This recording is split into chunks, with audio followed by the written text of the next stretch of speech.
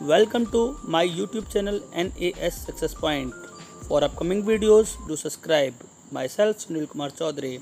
In this video, we will discuss about water, natural vegetation and wildlife. Water water एक renewable natural resource है। Renewable it means जिसका फिर से use किया जा सके, जिसे फिर से नया बनाया जा सके, ऐसा वाटर है। और अर्थ की सरफेस का 3/4 पार्ट वाटर के द्वारा कवर्ड है, इसलिए अर्थ को वाटर प्लेनेट कहना ठीक रहेगा।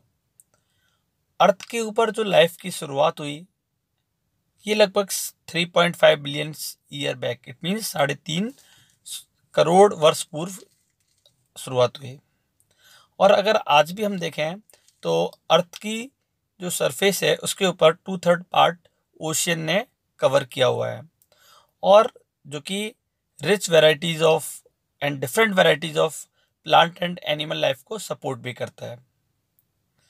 हालांकि ओशियन वाटर जो है सैलिन होता है, इट मीन्स खारा होता है, जो कि ह्यूमन की कंजप्शन के लिए फिट नहीं होता। और अर्थ के ऊपर जो फ्रेश वाटर है, जो पीने योग्य वाटर है, ये टोटल वाटर का 2.7% है।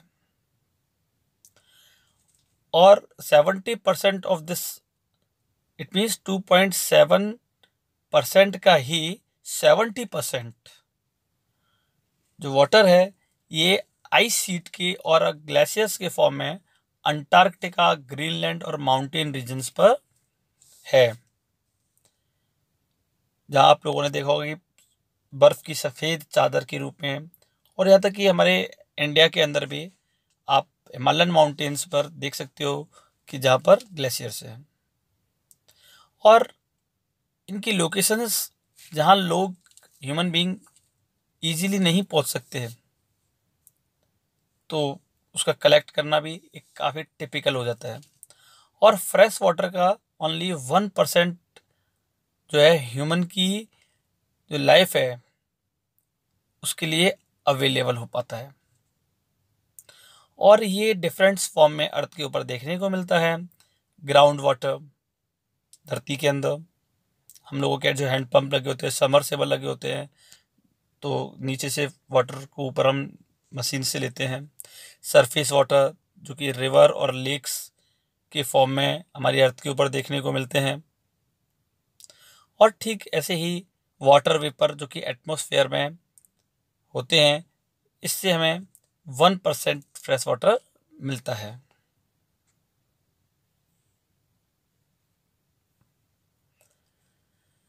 फ्रेश वाटर काफ़ी प्रीशियस है। हालांकि अर्थ के ऊपर वाटर की कोई कमी नहीं, लेकिन पोर्टेबल वाटर है, फ्रेश वाटर है, वो काफ़ी कम है। और वाटर ना तो कभी कम होता है और ना ही बढ़ता है अर्थ के ऊपर। जो टोटल वॉल्यूम है वाटर का वो कांस्टेंट रहता है, उतना ही रहता है। इसके रीज़न है क्योंकि जो वाटर है constant motion, cycling through the oceans, the air, the land and the back again through the process of evaporation, precipitation and run of. It means, मैं क्लियर करता हूँ इसको। तो देखिए, जैसे कि रिवर वाटर है, ये रिवर वाटर ओशियन में जाकर के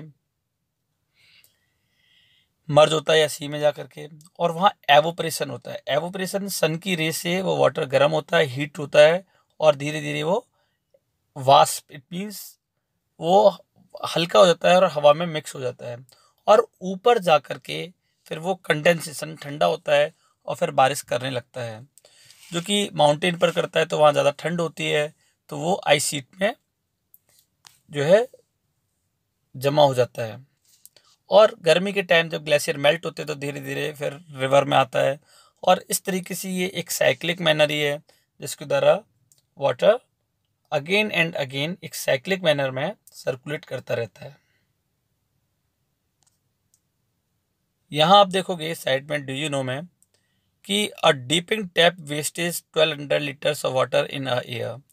हमारे घर में जो टैप होते हैं वो 1200 लीटर लगभग वाटर जो है वेस्ट कर देता है एक साल के अंदर। एक और ऊपर ड्यूनो को आप पढ़ सकते हो।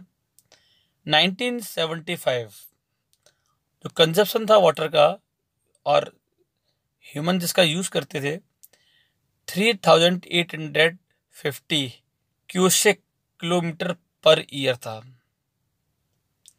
और it sold to more than 6000 cusec kilometre per year in the 2000। तो आप देख सकते हो कि कितना डिफरेंस है। 1975 में 3850 था और वहीं ये 2000 में 6000 हो गया। पॉपुलेशन इंक्रीज हो रही है तो वाटर का कंजप्शन भी बढ़ेगा ही।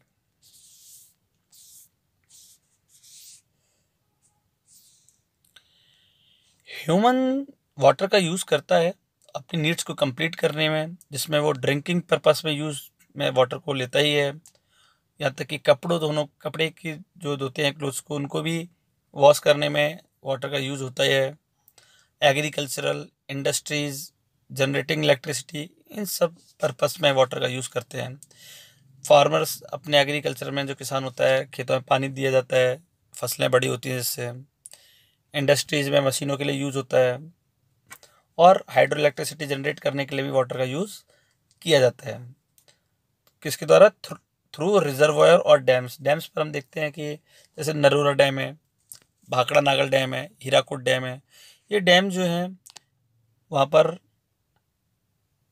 हाइड्रो इलेक्ट्रिसिटी जनरेट की जाती है। Increasing population, rising demand of food and cash crop, increasing urbanization and rising standard of living are the major factor to leading the shortage in the supply of fresh water. Due to dying up of water resources, water pollution इतना ज़्यादा use करते हैं और क्योंकि water की अगर shortage होगी तो कहीं ना कहीं उसका इफेक्ट ह्यूमन की लाइफ पर डायरेक्टली और इनडायरेक्टली पड़ेगा ही।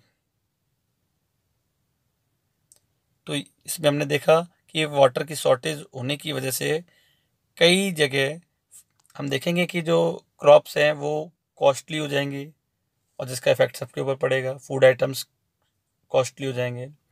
अब साइड में एक एक्टिविटी दे रखी है तो उसमें आप देख सकते हो कि इंडियन जो एक पर्सन है, एक पर्सन के बारे में बताया जा रहा है, एवरेज वो 150 litres of water everyday use करता है।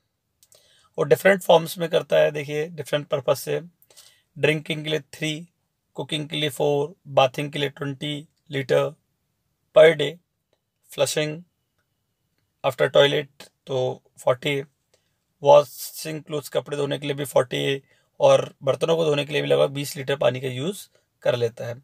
और साथ में अगर गार्डनिंग है तो उसमें 23 अप्रोक्सीमेट वाटर का यूज़ होता है। इस तरीके से लगभग 150 लीटर वाटर का यूज़ हो रहा है। तो आप लोग खुद सोच सकते हो कि आप कहाँ वाटर का थोड़ा यूज़ कम करें जिससे कि वाटर का वेस्टेज ना हो, क्योंकि वाटर का वेस्टेज फ्रेश वाटर को कम करता है और फ्रेश वाटर ह्यूमन नीड्स को कंप्लीट करती है।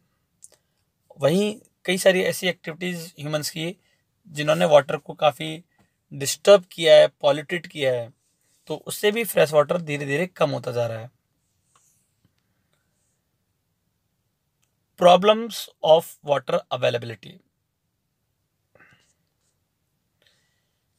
तो इससे पहले हम डीयूनो को देखते हैं।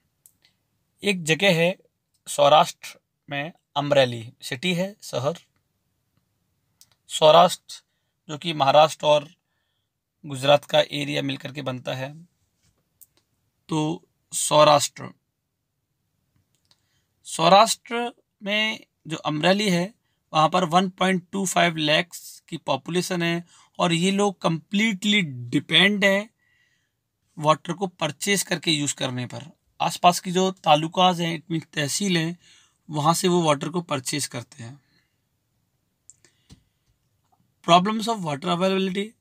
वर्ल्ड के कई सारी कंट्रीज, रीजन्स ऐसे हैं जहाँ वाटर की काफ़ी ज़्यादा शॉर्टेज है, चाहे वो अफ्रीका हो या वेस्ट एशिया। वेस्ट एशिया जैसे इराक, ईरान, सऊदी अरेबिया, ये जो कंट्री हैं। South Asia, part of western USA, north west Mexico जो कि नॉर्थ अमेरिका में ही यूएसए के नीचे है, पार्ट ऑफ साउथ अमेरिका और पूरी ऑस्ट्रेलिया में ये प्रॉब्लम देखने को मिलती है। It mean shortage of water, जिसमें फ्रेश वाटर की सप्लाई बहुत कम है। और कंट्रीज जो हैं कुछ ऐसी जगह लोकेटेड हैं क्लाइमेटिक जोन्स में, जहां वाटर जो है मॉनसून के द्वारा भी कभी तो वहाँ अनइवन डिस्ट्रीब्यूशन होता है, कभी तो पानी ज़्यादा है तो कभी बहुत कम। और कई सारे ऐसे नेचुरल डिजास्टर भी आते हैं जैसे ड्रॉट। ये बहुत बड़ी प्रॉब्लम्स लेकर के आता है वाटर की। अगर ड्रॉट है तो कीमतें बहुत हाई राइज कर जाती हैं, बहुत ज़्यादा बढ़ जाती है। पानी की कमी होने से ही ऐसा होता है। और वाटर का जो शॉर्टेज है ये सीजनली हमें ज़्यादा देखने को मिलता है। और अगर एनुअली प्रेसिपिटेशन पूरे साल भर को अगर हम काउंट करें तो वाटर अगर कम रहा है तो वहाँ कई सारे लोगों को बहुत सारी प्रॉब्लम्स झेलनी पड़ती हैं। और हमारे पास जो फ्रेश वाटर है उसको हम ओवर एक्सप्लॉइटेड करते हैं। It means over exploitation. तो वी नीड, हमें ज़रूरत है कि उसको कंटेमिनेटेड करें, contamination of water resources. Water को हम ठीक मैनर में यूज़ करें जिससे कि ये प्रॉब्लम क्रिएट ना हो। Conservation of water resources. Conservation मतलब पानी को सुरक्षित और संरक्षित करना। आप देख सकते हो रिवर यमुना जो कि यमुनोत्री से निकलते हुए आती है। और दिल्ली में आने के बाद तो इस यमुना की जो स्थिति है फेस ही बदल जाता है। वहाँ दिल्ली में एंटर होने के बाद से धीरे धीरे उसका रंग काला होता जाता है। और मथुरा आगरा की तरफ बढ़ते बढ़ते तो उसका रंग बिल्कुल ही काला हो जाता है। तो ये प्रॉब्लम कहीं ना कहीं इंडस्ट्रीज़ की वजह से और लोगों के द्वारा अपने वेस्टेज को डालने की वजह से हो रही है। स्पेशली आप देख सकते हो कि river Yamuna is getting polluted due to the sewage, industrial influent and garbages. तो हम ना करें पॉल्यूटेड रिवर्स को। एक तरफ तो हम गंगा यमुना जैसी नदियों को पूजते हैं और वहीं उसमें हम कई सारी ऐसी चीज़ें डाल देते हैं जो कि ठीक नहीं है, उसे पॉल्यूटेड करती हैं। हर व्यक्ति को एक क्लीन और एडिक्वेट वाटर की ज़रूरत है और हमारे पास सोर्सेज भी हैं, लेकिन अगर हम उनका ठीक से यूज़ नहीं करेंगे, उन्हें पॉल्यूटेड करेंगे, तो आने वाला टाइम हम लोगों को बहुत ज़्यादा प्रॉब्लम में डालने वाला होगा। तो हमें कई सारे ऐसे मीन्स है जिनका यूज़ करें हम तो वाटर को हम कंजर्व कर सकते हैं। हालांकि वाटर कि एक रिन्यूएबल रिसोर्स है, लेकिन उसका ओवर यूज़ और उसमें पॉल्यूशन उसको अनफिट करते हैं फॉर यूज़। डिस्चार्ज हम अनट्रीटेड, पार्सली ट्रीटेड सीवेज जो हमारे घर से निकला हुआ सीवेज होता है वो पाइपलाइंस के द्वारा रिवर्स में पहुंचता है। एग्रीकल्चर एक्टिविटीज़ में हम केमिकल्स, पेस्टिसाइड्स का यूज़ करते हैं। और इंडस्ट्रीज से निकला हुआ जितना भी एफ्लुएंट्स होता है, कूड़ा करकट, केमिकल्स होते हैं, वो सारे रिवर्स को पॉल्यूटेड कर देते हैं। और ये जो पॉल्यूट वाटर है, it means they pollute water with nitrates. इस पॉल्यूट वाटर में नाइट्रेट्स, मेटल और पेस्टिसाइड्स काफ़ी हाई क्वांटिटी में मिक्स रहते हैं। और ये मोस्ट ऑफ द जो केमिकल्स होते हैं ये नॉन बायोडिग्रेडेबल होते हैं। नॉन बायोडिग्रेडेबल होने के साथ साथ ये ह्यूमन बॉडीज में एंटर करते हैं तो ह्यूमन को काफ़ी प्रॉब्लम में डाल देते हैं। और वाटर की जो प्रॉब्लम है या वाटर पॉल्यूशन है उसको हम कंट्रोल कर सकते हैं अगर हम वाटर को प्रॉपर ट्रीट करें, उन एफ्लुएंट्स को सेपरेट कर लें before the joining of to the river. मतलब वो वाटर जो ड्रेन होकर के रिवर तक जा रहा है उसको पहले ही हम क्लीन कर लें, उसमें से कई सारे वेस्ट को सेपरेट कर दें जिससे वाटर बहुत ज़्यादा पॉल्यूटेड ना हो। फॉरेस्ट जो एरिया होता है कहीं ना कहीं वो जो फॉरेस्ट और अदर वेजिटेशन है ये सरफेस के ऊपर जो फ्लो ऑफ वाटर होता है उसको बहुत कम कर देता है और अंडरग्राउंड वाटर को इंक्रीज करता है। जो लेवल धीरे धीरे घटता जा रहा है, हम देखते कि जो पहले अंडरग्राउंड वाटर का लेवल काफ़ी ऊपर तक हुआ करता था और हम हैंडपम्प से ये पानी निकाल लिया करते थे, लेकिन अब मशीनों का यूज़ करके बहुत गहराई तक ड्रिल किया जाता है और फिर जब उसमें पंप सेट कर देते हैं, पंप सेट के द्वारा वाटर ऊपर तक लाते हैं, तो धीरे धीरे हम देख रहे हैं कि वाटर लेवल काफ़ी ज़्यादा डाउन में जाता जा रहा है और वाटर की क्वालिटी भी गिरती जा रही है। वाटर को हार्वेस्ट करना भी एक दूसरा मेथड है वाटर को कंजर्व करने का। कैनाल्स का यूज़ किया जा सकता है इरिगेशन के लिए, क्योंकि एक बहुत बड़ा अमाउंट रिवर वाटर, अपना जो रिवर होती है जो अपना वाटर वो ओशन या सी में मिला देता है, क्यों ना उसको हम कैनाल बना करके डिफरेंट पार्ट में उसका डिस्ट्रीब्यूशन कर दें। और स्प्रिंकल्स का यूज़ कर सकते हैं।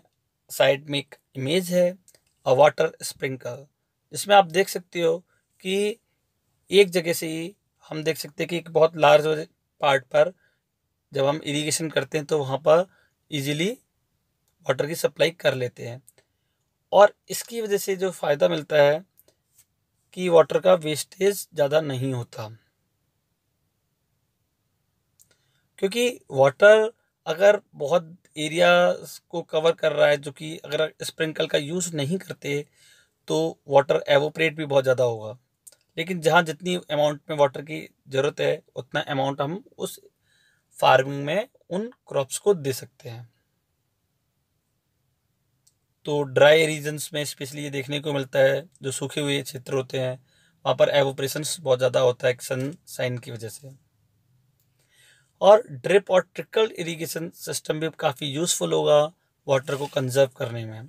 ड्रिप इट मीन्स जो पाइप होते हैं उनमें हल्के हल्के कुछ होल्स कर दिए जाते हैं और वो उनमें से वाटर डिस्चार्ज होता है और उस आसपास के एरिया को वेट कर देता है, जिससे कि वेट इट मीन्स गीला कर देता है और फसल जो भी आसपास है उसको वाटर की सप्लाई उसके लिए हो जाती है। और जो वैल्यूबल वाटर रिसोर्स हैं, कहीं ना कहीं हमें उनको कंजर्व करने के लिए आगे बढ़ना ही पड़ेगा, नहीं तो भविष्य हम लोगों का बहुत अंधकार में होता चला जाएगा। Natural vegetation and wild life. कुछ स्कूलों के बच्चे हैंडीक्राफ्ट एग्जीबिशन में विजिट कर रहे थे और उस एग्जीबिशन में कंट्री के डिफरेंट पार्ट से ला करके कई सारी वस्तु इट मीन्स आर्टिकल रखे हुए थे। मोना ने तभी एक बैग को उठाया और रिप्लाई दिया कि this is a beautiful hand bag, बहुत सुंदर हैंड बैग है। तो उनके टीचर ने कहा yes this is made from jute, jute से बना हुआ है। और ऐसे ही उन्होंने कुछ और चीज़ें भी उनको बताई, बास्केट, लैम्प शेड और चेयर्स। ये सब केन्स एंड बैम्बूज। केन जो है, बेंत जो होता है, कई सारे एजेड जो लोग होते हैं सहारे के लिए चलने के लिए बेंत का यूज़ करते हैं, तो केन्स। बैम्बूज मतलब बांस, तो इनसे बनी हुई हैं। और हमारे इंडिया के ईस्टर्न और नॉर्थ ईस्टर्न ह्यूमिड जो रीजन वाला एरिया है वहाँ पर काफ़ी ज़्यादा क्वांटिटी में बैम्बू को ग्रो किया जाता है, इट मीन्स उगाया जाता है। और जैसी वॉज एक्साइटेड, जैसी जो थी एक लड़की, वो भी काफ़ी एक्साइटेड थी एक सिल्क के स्कार्फ को देख करके, और कहा सी दिस ब्यूटीफुल स्कार्फ, इस ब्यूटीफुल स्कार्फ को देखिए। टीचर ने एक्सप्लेन किया कि it's made by a silk, ये सिल्क से बना हुआ है। और ये सिल्क जो है सिल्क वॉर्म से बनती है। सिल्क वॉर्म, मैलबेरी ट्री, आप लोगों ने नाम सुना होगा, सहतूत का जो पेड़ होता है उसके ऊपर सिल्क्स मिलती हैं। सिल्क रेशम का कीड़ा जो होता है, और उसके रियरिंग से सिल्क बनती है और उससे कई सारे क्लोथ्स बनाए जाते हैं। तो बच्चों को समझ में आया कि कई सारे प्लांट्स जो होते हैं वो हम लोगों के लिए कितने ज़्यादा यूज़फुल होते हैं और उनसे कई सारे प्रोडक्ट बनाए जाते हैं और हमारे डे टू डे की लाइफ में इम्पोर्टेंट रोल प्ले करते हैं, जिन्हें हम यूज़ करते हैं। नेचुरल वेजिटेशन और जो वाइल्ड लाइफ है ये कहाँ मिलता है? तो देखिए, natural vegetation and wild life exist only in the narrow zone of the contact between the lithosphere, hydrosphere and atmosphere that we call biosphere. Lithosphere जमीन जहाँ पर लोग रहते हैं, हाइड्रोस्फेयर वहाँ वाटर भी होना चाहिए, एटमोस्फेयर गैसेस भी होनी चाहिए। जहाँ ये तीनों चीज़ें मिलती हैं वही जगह, वो एरिया, उसको हम बायोस्फीयर बोलते हैं। और उस बायोस्फीयर में ही लाइफ मिलती है, चाहे वो प्लांट की हो, ह्यूमन बीइंग की हो या फिर वाइल्ड लाइफ की। और ये जो बायोस्फीयर लिविंग एरिया होता है, यहाँ पर जितने भी प्लांट्स, एनिमल या जो भी लिविंग ऑर्गेनिज्म होते हैं ये एक दूसरे के ऊपर इंटरडिपेंडेंट होते हैं और एक दूसरे से लिंक्ड होते हैं। It means inter related. और यही लाइफ सपोर्टिंग सिस्टम कहा जाता है इकोसिस्टम। इट मीन्स जहाँ पर एक दूसरे के ऊपर लाइफ के जितने भी, चाहे वो ह्यूमन फॉर्म में हो या प्लांट या एनिमल में, एक दूसरे के ऊपर डिपेंड होते हैं और इंटर रिलेटेड होते हैं, तो इट मीन्स इकोसिस्टम। और हमारे वेजिटेशन और वाइल्ड लाइफ काफ़ी वैल्यूएबल रिसोर्सेज होते हैं क्योंकि इनसे हम कई सारी चीज़ों को कलेक्ट करते हैं, लाइक प्लांट्स, टिम्बर, शेल्टर और एनिमल्स जो है हमें कई सारी चीज़ें प्रोवाइड कराते हैं। और ठीक ऐसे ही ऑक्सीजन को प्रोड्यूस करने के भी काम आते हैं प्लांट्स।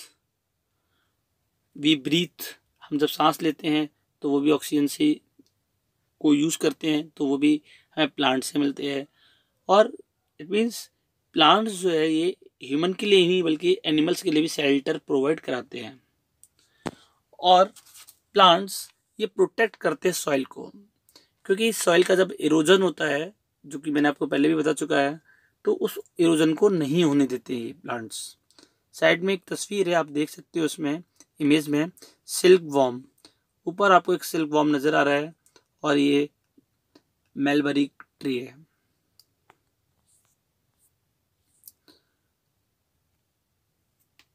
ये प्लांट्स हमारे लिए काफ़ी एसेंशियल हैं क्योंकि ये सॉइल को तो प्रोटेक्ट करते ही हैं और ये जिसमें हम काफ़ी सारी क्रॉप्स को ग्रो करते हैं और एक तरीके से शेल्टर बेल्ट का रोल प्ले करते हैं।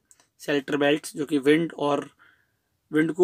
तेज विंड्स को वहाँ की सॉइल को इरोजन करने से बचाती हैं और अंडरग्राउंड वाटर्स को भी स्टोर करती हैं और हमें फ्रूट्स मिलता है, नट्स मिलते हैं, लेटेक्स और टर्पेंटाइन ऑयल, टारपिन का तेल जिसको हम कहते हैं, यूज़ किया जाता है, गम, मेडिसिनल प्लांट्स और ऐसे ही बहुत सारी चीज़ें हमें मिलती हैं। और हम लोग, इट मीन्स स्टूडेंट, जो पेपर का यूज़ करते हैं वो भी हमें इन प्लांट से ही तो मिलता है जिसको बच्चे स्टडी में यूज़ करते हैं। तो इट मीन्स बहुत सारे इनॉर्मल यूजेस हैं प्लांट्स के। वाइल्ड लाइफ की बात करें तो वाइल्ड लाइफ में हम देखेंगे एनिमल्स, बर्ड्स, इंसेक्ट्स, ये सभी, और यहाँ तक कि एक्वेटिक लाइफ फॉर्म भी वाइल्ड लाइफ में आते हैं। और इनसे हमें मिल्क, मीट और hides and wools, insects like bees, ये हमें हनी प्रोवाइड कराते हैं। तो कितनी चीज़ें प्लांट्स तो कराते ही हैं लेकिन एनिमल्स भी कराते हैं। और ये जो इंसेक्ट्स होते हैं जिससे हमें हनी मिल रहा है, ये पॉलिनेशन के भी काम आते हैं। पॉलिनेशन इट मीन्स जो फ्लावर होता है उस फ्लावर से जो सुगंध होती है उसको चूस लेते हैं, शक करते हैं ये इंसेक्ट्स फ्लावर से, और इस तरीके से ये एक पॉलिनेशन में भी इम्पोर्टेंट रोल प्ले करते हैं। और ये डिकम्पोजर्स का भी रोल प्ले करते हैं इकोसिस्टम में, क्योंकि सभी एक दूसरे के ऊपर इंटरडिपेंडेंट हैं। तो कोई किसी का शिकार करके अपने पेट को भर रहा है तो कोई किसी का। The bird feed on insects, birds in insects को खाती हैं और एक डिकम्पोजर्स का रोल प्ले कर ही रही है insect. Vulture due to its ability to feed on dead livestock, और ये वल्चर जो गिद्ध होते हैं ये मरे हुए जीव जंतुओं को खाते हैं और ये स्कैवेंजर कहलाते हैं, स्कैवेंजर कहते हैं इनको। And considered a vital cleaners of environment, environment को क्लीन करने के भी काफ़ी काम आते हैं। अगर ये इनको न खाएं तो एनवायरमेंट काफ़ी दूषित हो जाएगा, जिसमें काफ़ी स्मेल आएगी। तो चाहे कोई एनिमल बड़ा हो या छोटा हो, ये सभी काफ़ी इम्पोर्टेंट होते हैं और इकोसिस्टम को बैलेंस करके चलते हैं। Distribution of natural vegetation, natural vegetation का हम डिस्ट्रीब्यूशन देखते हैं तो देखिए, जो ग्रोथ है वेजिटेशन की ये डिपेंड करती है टेम्परेचर और मॉइस्चर पर। टेम्परेचर इट मीन सन की हीट, और मॉइस्चर वाटर की क्वांटिटी, और इन दोनों से ही किसी भी जगह की जो वेजिटेशन है वो काफ़ी ग्रो करती है। और हम इस नेचुरल वेजिटेशन को डिफरेंट ग्रुप्स में फॉर्म करते हैं, जैसे कि डिवाइड कर सकते हैं फॉरेस्ट जंगल, ग्रासलैंड घास के मैदान, श्रब्स एंड टुंड्रा। श्रब्स जो कटीली झाड़ियाँ होती हैं उनको श्रब्स बोलते हैं, छोटे प्लांट्स होते हैं ये। और टुंड्रा जो कि आप देख सकते हो कि माउंटेन एरियाज पर। इन एरियाज ऑफ हैवी रेनफॉल, जहाँ हैवी रेनफॉल होता है वहाँ पर काफ़ी ज़्यादा प्लांट्स मिलते हैं, ह्यूज मतलब बहुत ज़्यादा। और the forest are the associated with areas having abundant water supply. तो जहाँ वाटर की सप्लाई काफ़ी ठीक ठाक होती है वहाँ काफ़ी प्लांट ग्रो करते हैं और हाइट भी उनकी काफ़ी ज़्यादा होती है। और जहाँ पर मॉइस्चर धीरे धीरे कम होता चला जाता है वहाँ पर ट्रीज भी धीरे धीरे कम होते चले जाते हैं, उनकी डेंसिटी, इट मीन्स प्लांट्स दूर दूर होते हैं और हाइट भी धीरे धीरे उनकी शॉर्ट होती चली जाती है। और धीरे धीरे हमें देखने को मिलता है जहाँ पानी कम होता है वहाँ घास के मैदान, इट मीन्स ग्रासेस एरियाज देखने को काफ़ी ज़्यादा मिलता है। तो it means moderate rainfall farming areas में ग्रासलैंड वर्ल्ड में देखने को मिलते हैं। थॉर्नी श्रब्स और साथ में इसके स्क्रब्स जो होते हैं ये ड्राई एरियाज में जहाँ पर रेनफॉल काफ़ी ज़्यादा कम होती है वहाँ पर मिलते हैं। प्लांट हैव डीप रूट्स, इन प्लांट्स की जो रूट्स होती है, जड़ें होती है, काफ़ी गहरी होती हैं और इनकी जो लीव्स पत्तियाँ होती हैं ये थॉर्नी और वैक्सी सरफेस वाली होती हैं, इट मीन्स कांटेदार होती हैं, जो कि मॉइस्चर को काफ़ी कम एवोपरेट होता है मॉइस्चर उसमें से, उन पत्तियों में से। अगर लीव्स बड़ी होंगी, चौड़ी होंगी तो मॉइस्चर जो है वो काफ़ी ज़्यादा एवोपरेट होगा हीट से, लेकिन वैक्सी सरफेस होने की वजह से, थॉर्नी की वजह से मॉइस्चर बहुत कम होता है। टुंड्रा वेजिटेशन जो है ये कोल्ड पोलर रीजन जो है जहाँ पर हमें देखने को मिलेगा आइस शीट्स होती हैं, बर्फ से ढका हुआ, वहाँ पर मॉइसिस और लिंचेस मिलते हैं। आज अगर हम देखें तो हमारे वर्ल्ड की पॉपुलेशन बहुत ज़्यादा है कंपेरेटिवली 200 साल पहले के, और बढ़ती हुई जनसंख्या की डिमांड को कंप्लीट करने के लिए कई सारे फूड्स चाहिए, तो कई सारे फॉरेस्ट एरिया को कट करके वहाँ क्रॉप्स को ग्रो किया जा रहा है। और ऐसा सिर्फ इंडिया में नहीं बल्कि पूरे वर्ल्ड में काफ़ी स्पीड में इन फॉरेस्ट एरिया को काटा जा रहा है। और हमें अर्जेंट ज़रूरत है कि हम इनको कंजर्व करें, जो कि काफ़ी वैल्यूबल और इम्पोर्टेंट रिसोर्सेज हैं हम लोगों के लिए। Conservation of natural vegetation and wild life. Conservation संरक्षित करना, बचाना किसको? नेचुरल वेजिटेशन जो प्लांट्स हैं, और वाइल्ड लाइफ जंगलों में रहने वाले कई सारे एनिमल। फॉरेस्ट एक हमारी वेल्थ है, एक धन है जो कि बहुत वैल्यूबल है। प्लांट्स हमें शेल्टर के साथ साथ कई सारी चीज़ें प्रोवाइड कराते हैं, और animals and together they maintain the ecosystem, it means animals और प्लांट मिलकर के इकोसिस्टम भी फॉर्म करते हैं। अगर उनमें कोई चेंजेस आएगा तो ह्यूमन को प्रॉब्लम होगी, और साथ में ही क्लाइमेट में जो चेंज होता है और ह्यूमन का इंटरफ्रेंस, ये दोनों ही इस नेचुरल हैबिटेट्स को और प्लांट और एनिमल्स की लाइफ को डिस्टर्ब करेंगे। कई सारी स्पेसीज मतलब प्रजातियाँ धीरे धीरे खत्म होती जा रही हैं। उसका रीज़न कहीं ना कहीं हम लोग ही हैं। डिफॉरेस्टेशन, सॉइल इरोजन और कई सारी कंस्ट्रक्शनल एक्टिविटीज़, बिल्डिंग बनाना, रोड बनाना, इनकी वजह से ऐसा देखा जा रहा है। फॉरेस्ट फायर, जंगलों में आग लगना, सुनामी और लैंडस्लाइड जैसी कुछ डिजास्टर भी फॉरेस्ट एरिया को धीरे धीरे कम करते जा रहे हैं और एनिमल्स को नुकसान पहुंचा रहे हैं। और प्रोसेस ऑफ एक्सटेंशन जो धीरे धीरे प्लांट्स और एनिमल का हो रहा है, क्योंकि हमारे रिसोर्सेज हैं, कहीं ना कहीं इनके ऊपर हमें कंट्रोल करने की ज़रूरत है। वहीं पोचिंग मतलब जानवरों को मार करके उनको बेचना, क्योंकि काफ़ी इम्पोर्टेंट होती हैं उनकी स्किन्स, काफ़ी कॉस्टली भी होती हैं और उनका शिकार किया जाता है, मार दिया जाता है। और धीरे धीरे इससे कई सारी स्पेसीज़ धीरे धीरे एक्सटेंट मतलब गायब होती जा रही है, कम होती जा रही हैं। तो इनके ऊपर भी ध्यान देने की ज़रूरत है कि इलीगल ट्रेड न किया जाए। और इन एनिमल्स की जो स्किन है, नील्स हैं, टीथ है, हॉर्न हैं और फेदर्स, उनकी खाल काफ़ी ज़्यादा इम्पोर्टेंट है। लेकिन इस चक्कर में इंसान उनकी पोचिंग कर रहा है। Tiger, lion, elephant, deer, black buck, crocodile, rhinoceros और स्नो लेपर्ड, ऑस्ट्रिच, पिकॉक, ये इन सबको हमें कंजर्व करने की बहुत ज़्यादा ज़रूरत है और लोगों के बीच में अवेयरनेस भी करने की ज़रूरत है कि इनको बचाया जाए। इनको बचाने के लिए national park, wild life sanctuaries, biosphere reserves और ऐसे ही कई सारे नेचुरल वेजिटेशन और वाइल्ड लाइफ को प्रोटेक्ट करने के लिए गवर्नमेंट कई सारे प्लान्स भी लॉन्च करती है। उसके बावजूद भी पूरी तरीके से इनके ऊपर कंट्रोल नहीं हो पा रहा है। Conservation of creeks, lakes, wetland necessary हैं इन स्पेसीज को बचाने के लिए, क्योंकि लेक्स में भी कई सारे वाटर एनिमल्स मिलते हैं और साथ में ही वेटलैंड्स हैं, वहाँ पर भी डिफरेंट स्पेसीज ऑफ प्लांट और एनिमल्स मिलती है। तो इनको बचाया जाए, उसके लिए कोशिश करनी चाहिए, जिसकी वजह से एनवायरनमेंट में बैलेंस बना रहेगा और ह्यूमन भी इजीली बहुत लॉन्ग टर्म तक सर्वाइव कर सकता है।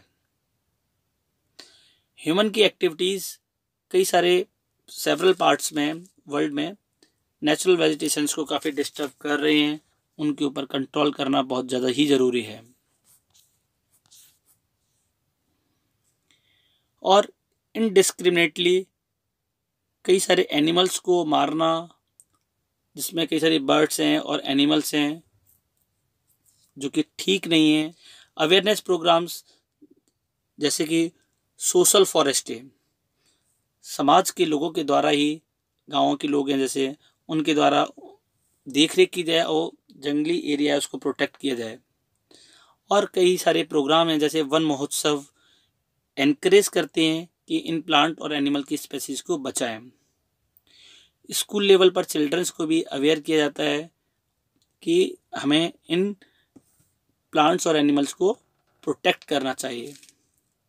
कई सारी कंट्रीज़ ने तो बहुत सारे लॉज को पास भी किया है जो ट्रेड करते हैं इन, जैसे सैंडलवुड्स एक ट्री है और ऐसी कई सारे एनिमल्स हैं, इनको काटना और इनको मारने पर उन्होंने स्पेशली पाबंदी लगा दी है। इंडिया में भी लॉयन, टाइगर और डियर और ग्रेट इंडियन बस्टर्ड और पिकॉक को मारना या उसका शिकार करना इलीगल है। और ऐसे ही इंटरनेशनल जो कन्वेंशंस होते हैं, उसमें international convention cities has been established, तो इंटरनेशनल कन्वेंशन सिटीज़ को एस्टेब्लाइज किया गया है और कई सारे जो सेवरल स्पेसीज एनिमल्स की हैं, बर्ड्स की हैं, तो उनकी लिस्ट बनाई गई है कि इन एनिमल्स को और बर्ड्स को प्रोटेक्ट किया जाए। कंजर्वेशन ऑफ प्लांट्स और एनिमल, ये दोनों ही हम लोगों की ड्यूटी है कि इनको प्रोटेक्ट किया जाए। एक वर्ड आ रहा है बायोस्फीयर रिजर्व्स। बायोस्फीयर रिजर्व्स क्या होता है? Series of protected areas linked through a global network. एक तरीके की चेन है जिसमें प्रोटेक्ट करने के लिए इन वाइल्ड लाइफ को कई सारे जो ऐसे एरियाज हैं जहाँ पर इनको प्रोटेक्ट किया जाता है, उनके बीच में काफ़ी अच्छा नेटवर्क होता है और intended to demonstrate the relationship between conservation and development, जहाँ कंजर्वेशन करने के साथ साथ डेवलपमेंट भी किया जाता है। जो स्पेसीज कम हो गई हैं उनको भी बढ़ाने की तरफ ध्यान दिया जाता है। तो ऐसे एरियाज को कहते हैं बायोस्फीयर रिजर्व्स। यहाँ हम देखेंगे डू में cities, the convention on international trade in endangered species of wild fauna and flora. Fauna is a species, प्रजातियाँ होती हैं एनिमल्स की, और फ्लोरा प्लांट की। याद रखने के लिए डबल ए फौना में आ रहा है और एनिमल्स भी में भी डबल ए आ रहा है। तो species of animal fauna and species of plant, plant में सिंगल ए आ रहा है और फ्लोरा में भी सिंगल ए आ रहा है। तो species of plant it means flora. तो एक इंटरनेशनल एग्रीमेंट जो है कई सारी गवर्नमेंट के बीच में किया गया और उसमें ये डिसाइड किया गया कि कई सारे जो प्लांट्स और एनिमल हैं इनको इनका ओवर यूज़ और इनको थ्रेटेंड न किया जाए। और 5000 स्पेसीज ऑफ एनिमल और 28,000 स्पेसीज ऑफ प्लांट्स को प्रोटेक्ट करने के लिए उन्होंने लिस्ट भी तैयार की, जैसे कि bears, dolphin, cacti, corals, orchids and aloes are some examples हैं इसके। तो इस चैप्टर में इतना ही था। धन्यवाद।